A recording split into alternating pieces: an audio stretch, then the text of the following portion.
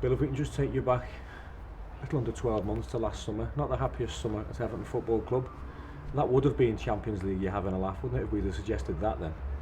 I think we go back even further, don't we, to the last 5 games of the season when we sort of tumbled, and then that horrible, horrible afternoon in Manchester when we just lost pride, I suppose, and that journey home that night was a horrendous journey for every Evertonian, not just for me.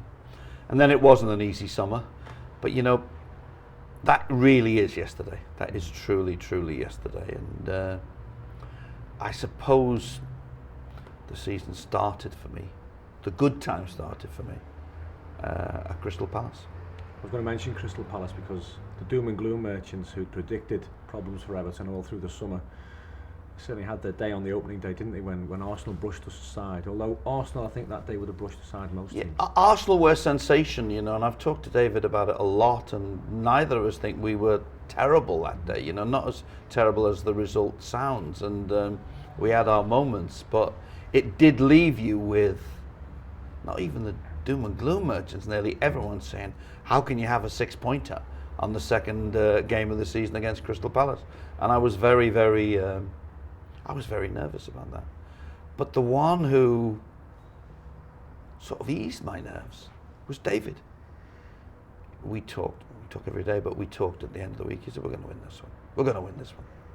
And then, as you know, we went down, 1-0 down, Stubbsy kicked off the line. And then you saw the beginning of what we were about to see throughout the season. A sort of, oh no, we're not. And I'll never forget that moment when Kevin Campbell just chased and chased and chased and harassed in that penalty area until he was brought down and got the penalty, and we were back on track. It sounds an easy thing to say, people watching this, but it really did galvanise everybody, that win, didn't it? That gave everybody just a little bit of belief we needed. It was vitally important, and it was hugely important for me.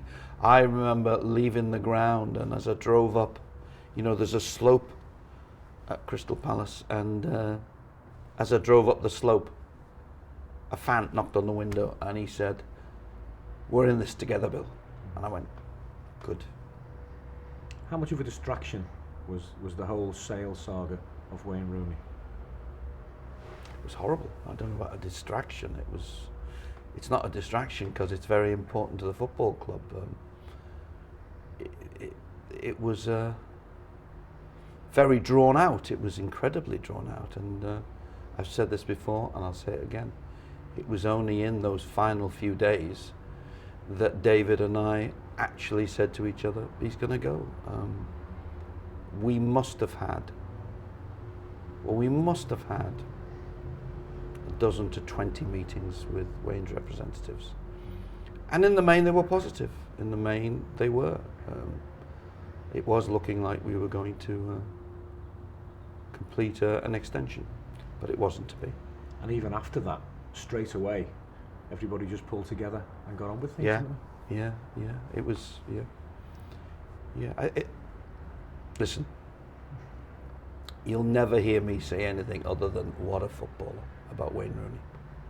What a footballer.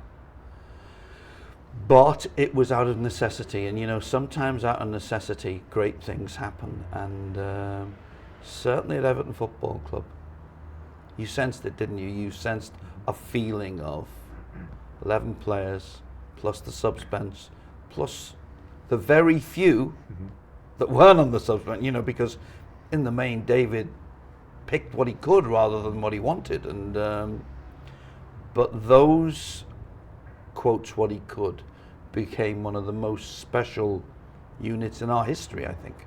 One of the most special teams, in the true sense of the word team, that I've ever seen in those blue shirts. You say that the afternoon at Crystal Palace made you think, we're going to be okay here. When did you start to think, we can achieve something here?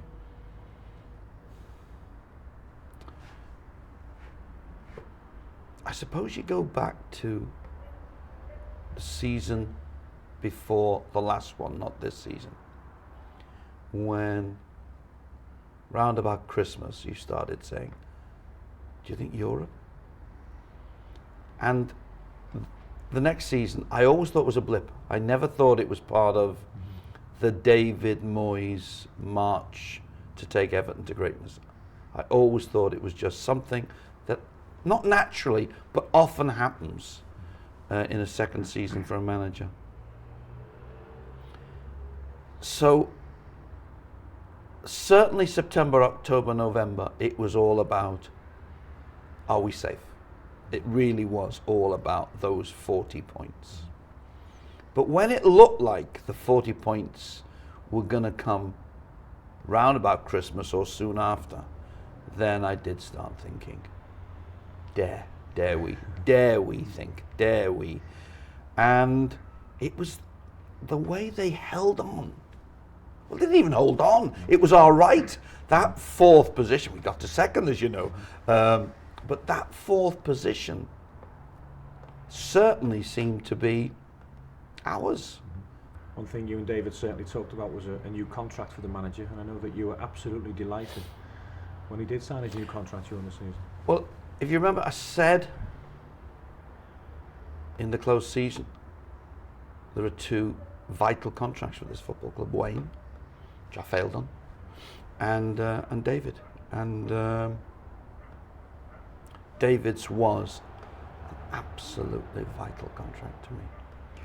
It truly wasn't a difficult contract, and when we kept on saying we haven't got round to it, you know, it's not the most important thing at the moment. It wasn't, because we knew we were going to do it. And if I'm not mistaken, we did it in my house on a Saturday when David, as ever, I don't think Everton were playing. He was going to another game. I don't know what he was going to see, but he was going to another game.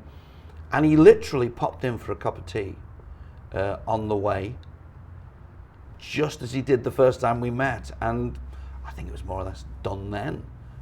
So, you know, I would have signed him up for life, but it was an easy contract, and he was totally committed to taking the club forward. I mean, you know and I know how badly he felt at the end of his second season, and I think that gave him an even bigger dedication on showing Evertonians what he felt he could bring to the team, to the club. The supporters of this football club, Bill, which include yourself, obviously, Yeah. you've been through thick and thin, year in, year out. They're part of the family, aren't they? Well, I think probably every Premiership football club will be doing a DVD like this, and every chairman and every captain and manager who's saying we've got the best supporters in the land. Well, we have got the best supporters in the land. As you say, it's a family. I mean, my mum every week, who's 87, sits with me in the stand and says, "Are we safe yet?" She's no matter what happens, it's, "Are we safe yet?" She says, "Bill, what about these fans?" And you know, if you notice it at 87, then you'll notice it at 7, and they are extraordinary. They are great fans, and as you say, they are fans who've been through a roller coaster since the 80s, when everything was just phenomenal, and for various, everything was phenomenal, and for reasons we know about, we were lost our European place. So it's fantastic that we are back, and not only back in Europe, but we have the opportunity to be back in the Champions League. Let's forget there's preliminary rounds before we get into the league proper. But to have that opportunity and to see them smiling. I mean, when we took over the club 5 years ago, I think that was my biggest desire.